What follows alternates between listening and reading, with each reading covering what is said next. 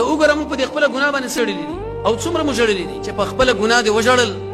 پوهه شوه په دې چې په کور کې کېناستې، پوهه شوه په دې چې د خپلې ژبې مالک شوي، پوهه شوه په دې چې د رب العالمین نه دې یره وکړه.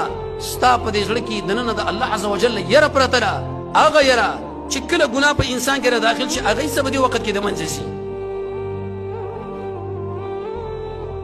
ابو هريره رضی الله تعالی عنه د امت مسلمه یو لوی مفتي چې درې ترازونه ور باندې علماء کړو دا دومره ډېر احادیث طالب زده ولیدي.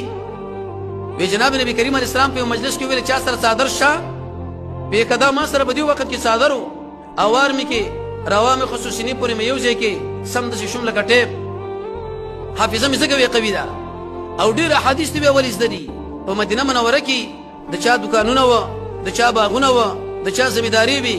زه فقط او فقط په دې جماعت کې ناستم او هره خبره بیانوي ولې د قران کریم څخه آیتونه ورته ویلي.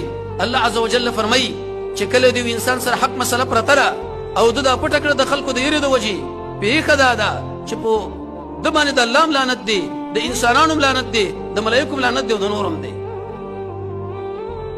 5340 احادیث غالبا تی نقل دي.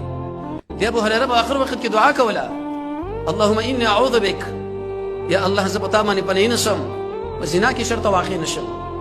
د سترګو زنا قتل بد، د ژبې زنا خبرې بدې، د لاسونو زنا وړل بد، د خپو زنا تک بد، د ذهن زنا سوچ بد، د زړه زنا تصور بد.